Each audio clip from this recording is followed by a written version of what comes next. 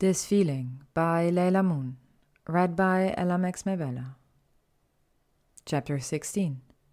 She was blindfolded as Draco led her into the room of requirement on Valentine's Day morning. "Where are we going?" Hermione grumbled.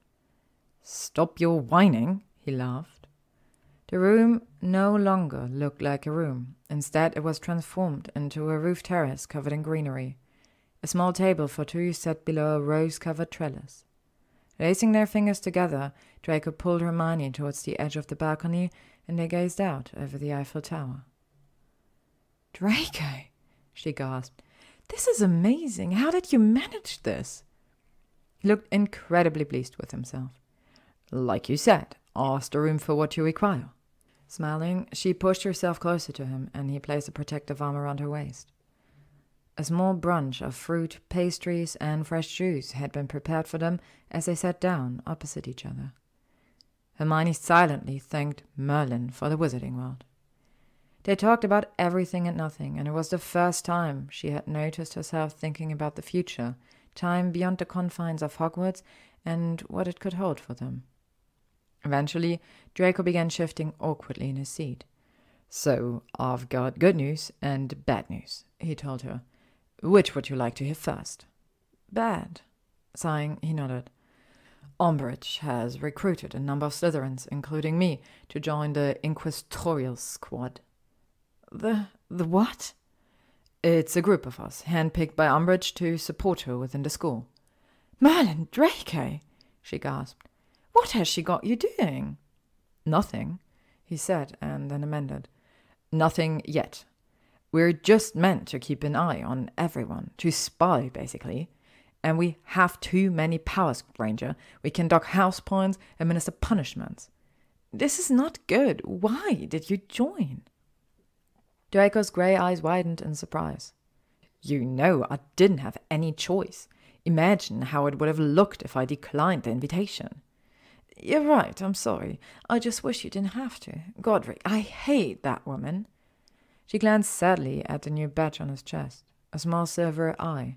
He looked at it with her, tightening his hold on her hand. "I've charmed it again. To me, it still says spew." The glimmer of a smile crossed her face as she changed the subject. "So, what about the good news?" Draco's face flushed, a sight she would never stop enjoying. He said nonchalantly, thrusting a croissant into his mouth and shifting awkwardly in his chair. She gave him a kick under the table. "You said you had good news and bad news." "Oh, yes, that," he said quietly for a moment, looking into her eyes.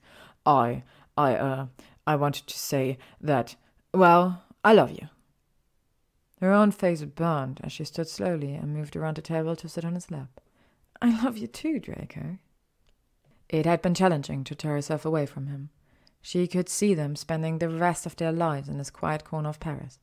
Eventually, however, she found herself in the Three Broomsticks with Harry and Rita Skeeter. It had been particularly difficult to persuade the journalist to write the article, not that she had much choice. When Hermione, Harry, and Ron entered the Great Hall for breakfast a few days later, it was exactly the same moment as the post house.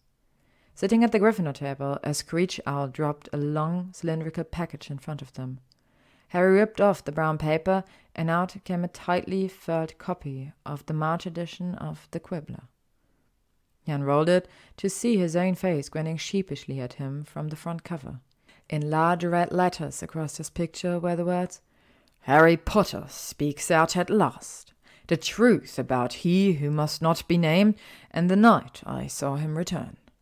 Harry received a huge amount of post that day. Many were scathing, but most offered their support. Hermione was ecstatic to see the look on Professor Umbridge's face and subsequent educational degree when she caught sight of the headline.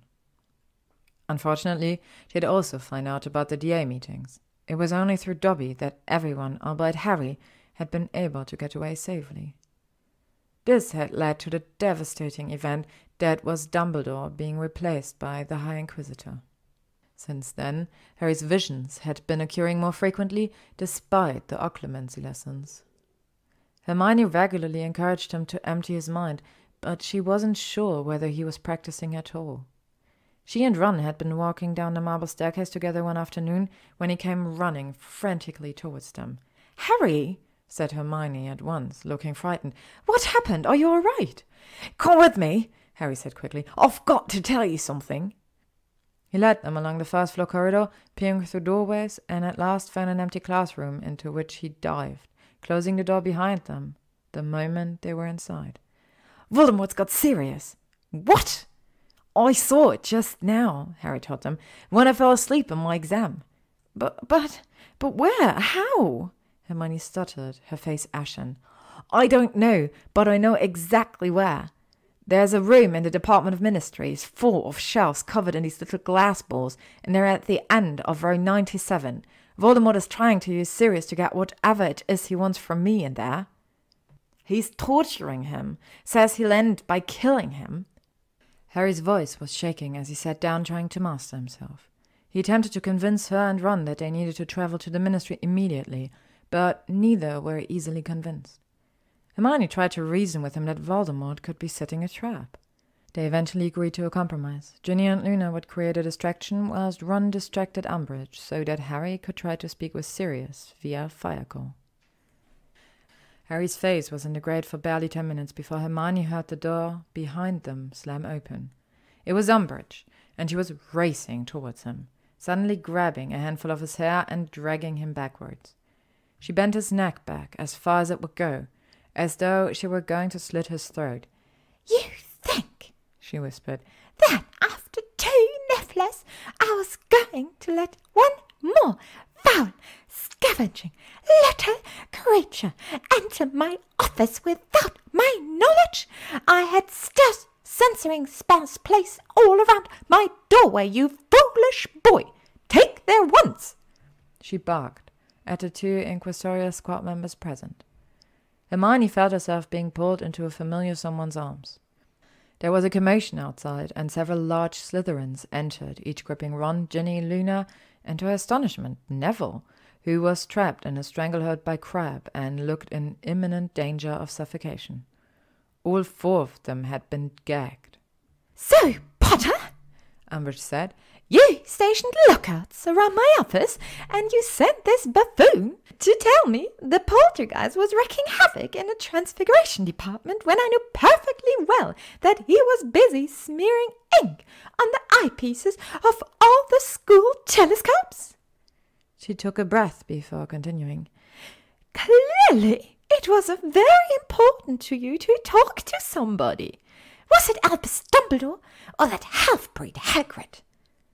The Slytherins laughed, and Hermione backed further into Draco. He had his arms wrapped tightly around her waist, pulling her into his chest. His breathing was ragged, and she could feel his panic. "It's none of your business who I talk to," she heard Harry snarl. "Very well," Umbridge replied in her most dangerous and falsely sweet voice. "Very well, Mr. Potter. I offered you the chance to tell me freely. You refused. I have no alternative but to force you. Draco, fetch Professor Snape."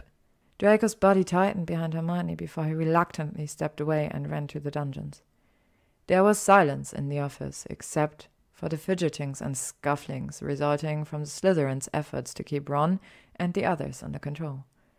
It didn't take too long before Draco's heat returned to her back and Snape marched in.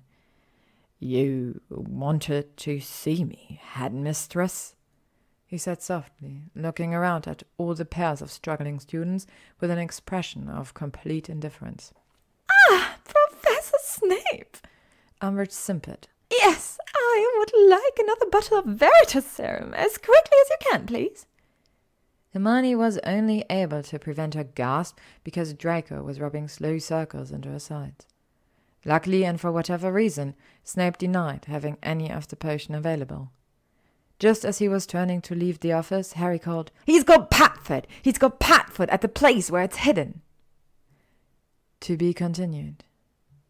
Thank you for listening to today's chapter of This Feeling by LeilahMoon. Read by Ella Mabella. If you would like to stay up to date on upcoming chapters and stories, you can follow me on YouTube, AO3, Instagram, or Tumblr.